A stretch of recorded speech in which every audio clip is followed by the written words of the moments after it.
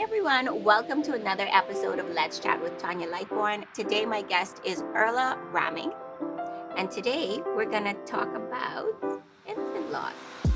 It's a taboo topic that I feel like we don't address it. We've definitely not dissected that topic, and I feel like for a lot of women, it's something that they deal with, that they grapple with. And today we're gonna chat with Erla because it's something that she's lived through, that she's gotten through, that is still something that she deals with a lot of grace, with the help of her village That's right. and loved ones. Hmm. And and she's never forgotten that experience and always keeps that memory top of mind. That's right. Welcome to Let's Chat with Tanya Lightborn. Thank you. It's so great to have you. Thank you for having me. I appreciate it. All right, so this time goes by really quickly. Hmm. So, what I want to do is chat about your kids. Okay. The tribe. She refers to her kids as a tribe, a pilot children. Pilot churn. Yes. Hmm. So let's chat about, in addition to Lyric, let's Mhm. chat about Lyric's sisters and brothers. Right. So I have two daughters. London is 13. I have a second daughter, Mayan, who just turned 10. And I have a 4-year-old son, Krish. So pilot children, Mm-hmm. lots of activity, a lot of chaos, a lot Never of a love. dull moment. Never a dull moment. Oh my Something's always goodness. going on. Yeah. Hmm. And I want to say there's a gap between your last two, correct? Right. So mine is 10 and Krish he's 4 now. Yes. So there's a little gap there. What's that been like? Well, In a actually, pandemic. it wasn't so bad because when Krish came, London and Maya were so happy to have a brother. Oh, And they were at an age where they were actually able to help. okay. So in some Great. ways, it was easier than when I just had London, and then when mine came along. It was like, Yeah, they were kind of able to keep an eye on him. mm-hmm. You know, initially, London was able to change diapers. She was very helpful. They were very involved with taking care of him. Yeah. So it wasn't as bad. You know what I mean? Mhm. I feel like when you have one child, there's more of a responsibility to try and occupy that child's time. Yeah. I didn't have to do that so much with Krish because he had them Built to in. play with. Exactly. Built-in babysitters. So yeah. Now that's changing a bit as they Mhm. get older. Yeah. You know, there's a little bit of squabbling at times, Mhm. but they still get along very well. And squabbling, is that putting it mildly? Um, they're good. I have to say They're they're good. very good. Yeah. They're very patient with him. They've always been very patient with him. Nice. And he's a good boy too, so Yeah. it works. Mhm. Yeah. That's awesome. Yeah. So because the time goes by fast, Mhm. let's dive a little bit into infant loss. I love your story because it's one of like emotional fortitude. It just shows how quickly life comes at you. Things that you have to deal with that you don't foresee. Yeah. Once you've gotten to that point, you're like, okay, am I gonna let this overcome me? How am I gonna get out of it? Et cetera, et cetera. So tell us a little bit about Lyric. Well, Lyric was my daughter.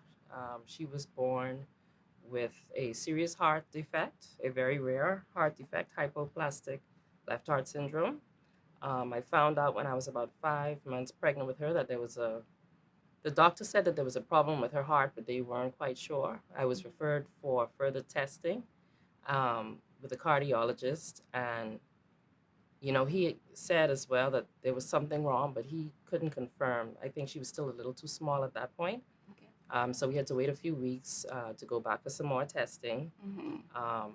And then they were able to confirm I actually had to travel for more extensive testing, and they were able to confirm that she had hypoplastic left heart syndrome.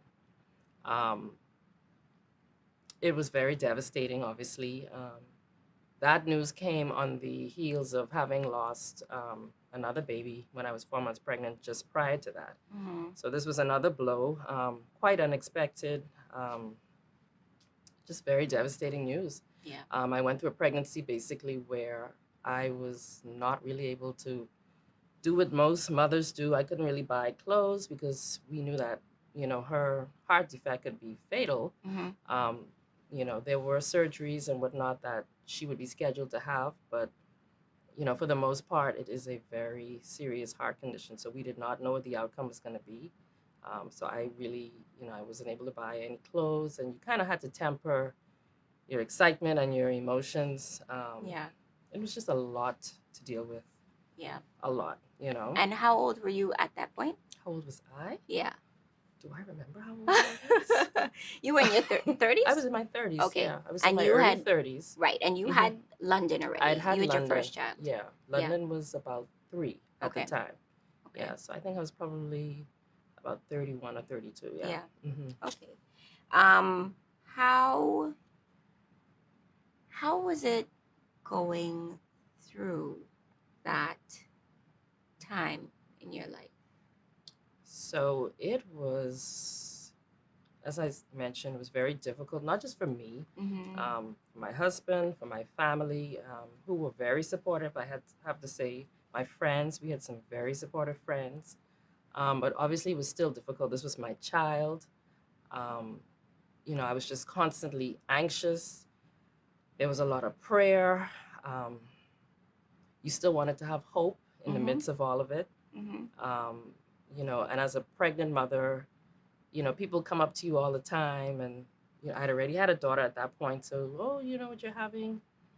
We're having a girl. Ah, you're having another girl. Well, as long as the baby's healthy.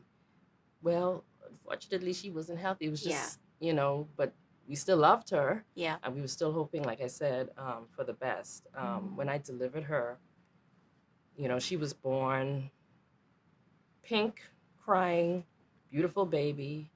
The doctors commented that she looked so healthy, they would have never believed that she had such an extensive heart condition.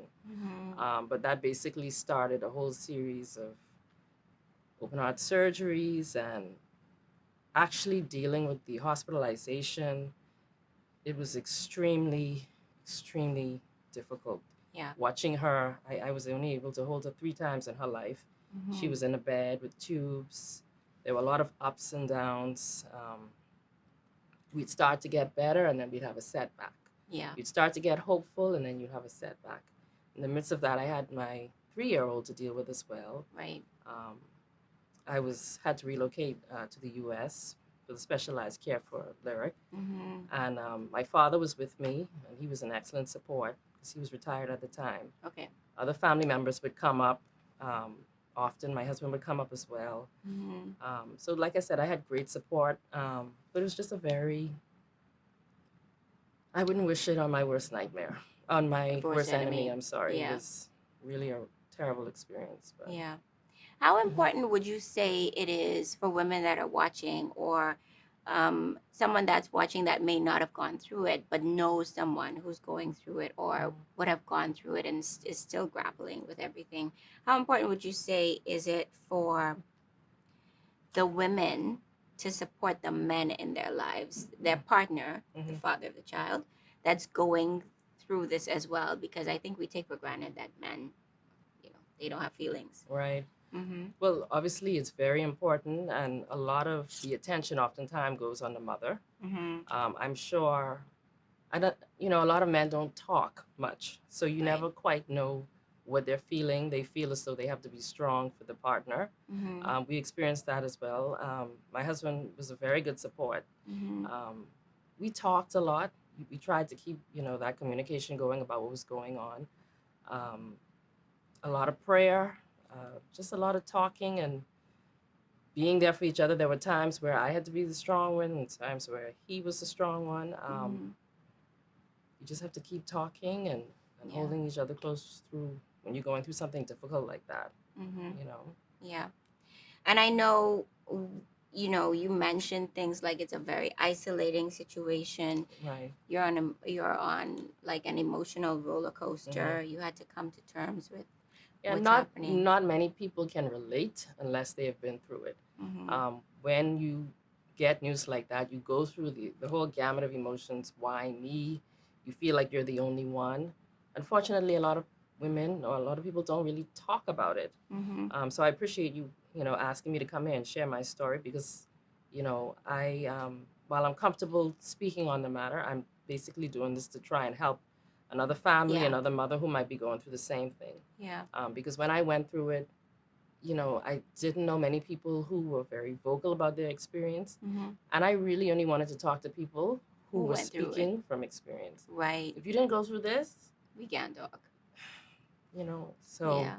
and I think I mentioned to you, even my mother, who's a great support, I have a great mom, but she's never experienced this either. Yeah. And usually that's your go to person Of when you're dealing course. with something like this. So it was a very isolating experience, but there are a lot of moms who've been through it. And I did have one or two friends who did experience loss and who were always there to help talk me through, share their experience. I was able to see that they were able to move on Mm-hmm. in their lives, Yeah. despite, having experienced their own tragedies. So Yeah.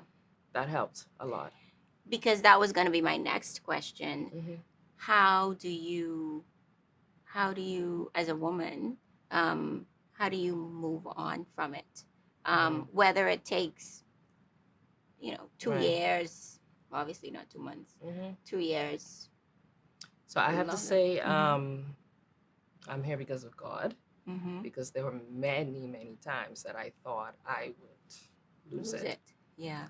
but I didn't. Mm-hmm. My family was really, really, really great. Yeah. Um, it's a process that you go through. It's a process that you have to allow yourself to go through. Mm-hmm. There are going to be good days. There are going to be bad days. You take your time. You pray. You go through the why me's. You allow yourself to go through that. But it's important to not, I think, get stuck in that. You have to kind of give yourself a certain amount of time Mm-hmm. for that, whether it's a certain amount of time in the day. You cannot get stuck in the grief. Mm-hmm. It's important to still force yourself to try and pick up the pieces and Mm-hmm. move on. Not move on. You obviously cannot move on from the loss of a child. You don't get over it, but you do learn to live with the pain. Mm-hmm. The pain doesn't. It's not as sharp. Mm-hmm. It's more numb as time goes on. Um, but I think it's really important to not get stuck in the grief. That's when depression sets in, Mm-hmm.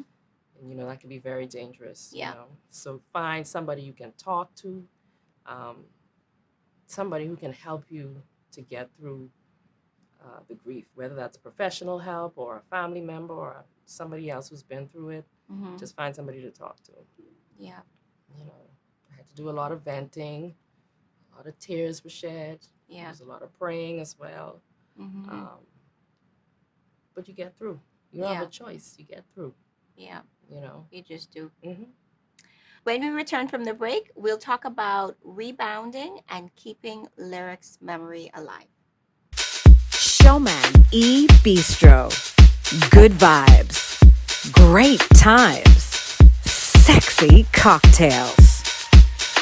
Multicultural cuisine. Comfort food. First class service. It's the Showman Experience. Live music weekly. Enjoy incredible food with amazing smiles. Showman E Bistro, where everyone is a star. We're back from the break with my guest, Erla Rahming. Erla, I know that moments like these, they're so emotional. And that's one of the reasons why I wanted to share your story. Hmm. I appreciate you sharing your story because there are so many women who are going through it. We are on the tail end, hopefully, of a pandemic, and there are so many infants who passed away from, we know infants, we know mothers and their infants who have passed away, Right. from COVID. And so I feel the awareness has to be heightened now. Hmm. And so I always feel like there's power in sharing your story. You said earlier that when you were going through it, the only people you really wanted to hear from was people that had gone through it, Exactly. and everybody is well intentioned, I'm Hmm. sure, but there's nothing like that experience. Definitely. I feel like you still have to glean whatever you can, take whatever pages out of, Right. the books of others, Hmm. but ultimately, you still want that voice of experience. Agreed. Yep. Hmm. Hmm. And so we said that we would kind of touch on, or I wanted to at least touch on keeping Lyric's memory alive, because she obviously has sisters and brothers Right. who need to know about her. Mm-hmm. You know, you went through this experience. To you, she's, you Mm-hmm. know, she's, you held her, and Right. you know, you had that connection with her, and so maybe speak on the importance to our viewers Mm-hmm. about keeping her memory alive with her Yeah. sisters and brothers. So one of the first things, having lost a child, and my daughter lived for 5 weeks and 6 days. Let me say that. So she was not here very long. Right. But I think one of the most important things was I just did not want her to be forgotten. Mm-hmm. You know, she never got to go to school. She never got to, go out or, be with her family or come home to us. But Mm-hmm. I did not want people to forget that she was here Mm-hmm. and that she did live Yeah. and that she fought Mm-hmm. and she was very strong and she was very beautiful. So that's always been very important to me. And I wanted London, my oldest, who was there at the time. I wanted to make sure that I was very open with her Mm-hmm. about her sister, so we would talk about that often. We would always visit the grave. Mm-hmm. She was very young at the time, but as she got older, she would ask questions, and I'd make sure that I'm able to answer them as honestly as I could. The same continued with Mayan, and now my son Chris is at an age where he can kind of ask questions when we go to her grave. Well, mommy, if she's there, how come you say she's in heaven? And that normally spurs quite a few questions. Yeah. So I basically just try to make sure the other kids, we talk about her. Mm-hmm. When she has a birthday, we talk about the fact that today is Lyric's birthday. On the day that she passed, we mention that as well. Yeah. And I just let it be as open as possible so that they can come to me with any questions that they may have. And they have a lot of questions. Yeah. You know what I Because mean? that's what I was Especially as they gonna. get older, they definitely have a lot of questions. We have pictures of her in the home, so Mm-hmm. they can see her. So the questions come. Yeah. Mm-hmm. And how have you been able to? Because you know, we have to be strong, or we find ourselves, even if we weren't trying or aren't trying, we Mm-hmm. find ourselves being strong for, because we have to get through and we have to talk about it, etc. How have Right. you been able to keep her memory alive? Do you go ahead? No, you finished How it. how have you been able to keep her memory alive? Mm-hmm. Is it celebrating her birthday? Is it? I know you said that you Right. visit her grave site as Yeah, we well. don't really, in terms of celebrating. Mm-hmm. Like I said, we would mainly just go to the grave and Mm-hmm. we would just talk about the fact Talk that about it's her her. birthday, and Yeah. usually, like I said, conversation would spur from that. Mm-hmm. Um, but in terms of celebrating and whatnot, Mm-hmm. I would say that's pretty much the extent of it. We just Yeah. try to always be open to discussing and talk about her. I have some of her clothes and You toys do. that we Okay. keep. You know, and periodically I would go through the box with the kids. Yeah. Um, every time we do that, because they're getting older, Mm-hmm. like I said, there would be even more questions. Yeah. Um, but that's basically Yeah. it. Would you say it gets Mhm. easier? Um, This is year 11. right, this week would make 11 years that she Wow. passed. Hmm. Mm-hmm. So you just learn to cope, right? You learn Mm-hmm. to live with the pain. And like I said, it's not as sharp anymore. Right. There are times when it hits you Mm-hmm. again, even all these years later. Yeah. But it does get better. Okay. It does. You just learn to And you live learn with how to it. cope. Yeah. So coping Yeah. mechanisms. Yeah. Hmm. So time heals all wounds. Yeah. It's true.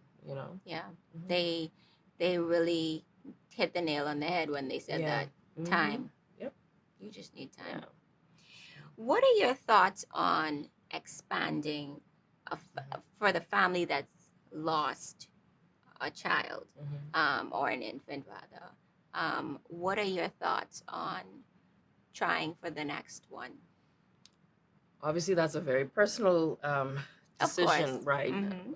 I would say for me, God works in mysterious ways because shortly after Lyric passed, Mm-hmm.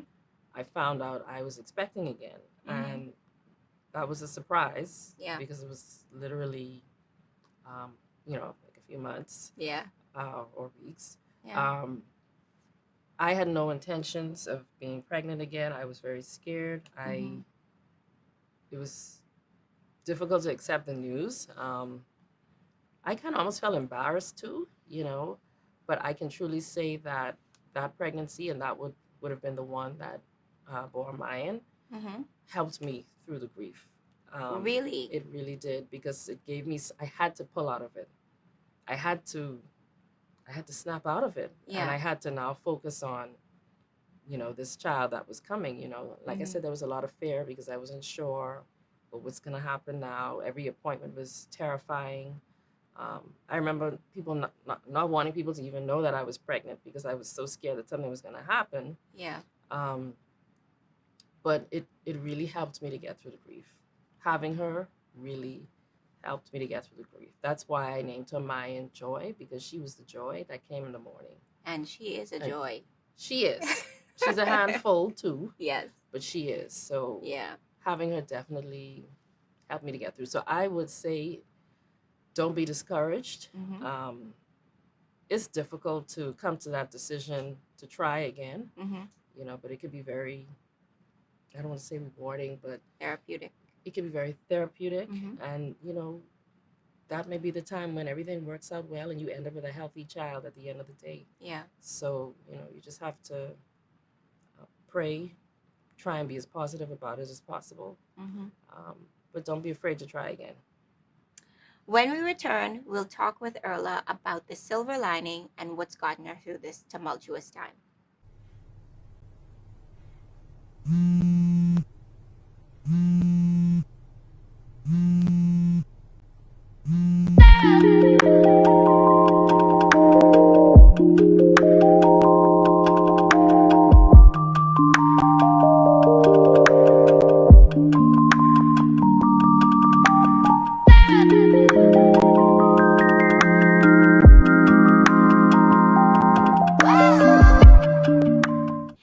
I want to talk a little bit about faith and how faith has gotten you through this journey.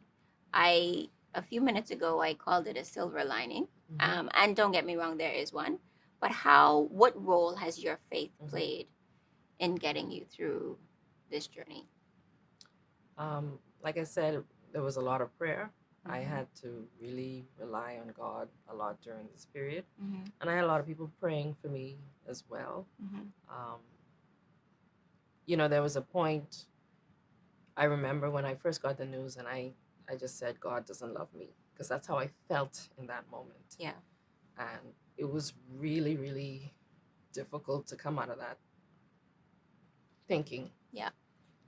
Especially watching her suffer the way that she did. It just seemed so unfair Mm-hmm. and so cruel. Um, but like I said, I had people praying for me. Mm-hmm. And I was able to, press on. Yeah. It was a grieving process, but I was able to get through it, and I learned a lot about myself. I learned what a wonderful family I have. And, I learned sometimes God says no, and that's okay. Because Yeah. I prayed so much for her to get better, but she didn't. But I still have to be grateful. I have healthy children, and I have a good life. So for that, I'm grateful. And I survived. Yeah. Yeah. We've laughed, we've cried, and now we are gonna, I guess, touch on the fact that you have two healthy children. 3. Yes, three in total, but Three, two yeah. healthy children Since, post lyrics. lyrics Mhm. passing. Yeah. And I feel like they're the life of the party. They're a good bunch. They are. Yeah, Mhm. they're a great bunch. Mhm. And I know that this is going to free someone. It's going to, help not someone. I feel like it's going to help a lot of women Right. out there who Mhm. just need someone who's had the experience. They can watch it. They don't necessarily have to speak with you, but you are the one who has lived through the experience, and like you can now share your journey, and they can be freed by that and know that no, it's not only me. Mm-hmm. I'm not the only mom that went through this and had those thoughts, Right. and that it's fine, Mm-hmm. and that I just have to go through this process. It is a stage. Mm-hmm. There are different stages or phases, Mm-hmm. and I will be okay. Yep. You know, Mm-hmm. I remember you saying that, you have to go through it, Mm-hmm. but the most important thing is that you have to pull yourself out. Yep. You can't get stuck in it. Yeah. Mm-hmm. Yeah. And I heard you saying that over and over Yeah. again. Mm-hmm. And so if there is a word to leave with the viewers, Mm-hmm. it's that you don't get stuck in it. Don't get stuck in it. Mm-hmm. Fight it Yeah, as much as you can. as much as you can. Yeah. Mm-hmm. So we want to end on that note, and we want to thank Erla Rahming for sitting with us on the couch. I want to thank her for sitting on the couch with us today and sharing. Thank you so much for having me. I Mhm. appreciate it. You know, I'm normally very private. I don't mind Yes. sharing my story, Yes. but I usually do it more on a one-on-one basis. So Mhm. I'm hoping that this helps somebody out there. No, I know it will. Mhm. I know it will. Thank you for watching, everyone. We'll see you on the next episode of Let's Chat with Tanya Lightborn. Take care. Hi, my name is Tanya Lightborn. I'm a wife, mom, lifestyle influencer, marketing maven, and now your host. In 2020, at the start of the corona pandemic, I felt the need to create a sense of community and talk with women. Let's Chat with Tanya Lightborn was birthed out of such an uncertain time. The idea behind this movement is to create a forum for mothers who are at the top of their game, inspirational and aspirational. Women who redefine what it means to be strong. We chat about life, parenting, entrepreneurship, business, and everything else in between.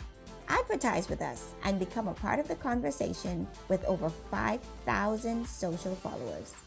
Let's Chat with Tanya Lightborn, created for moms by a mom.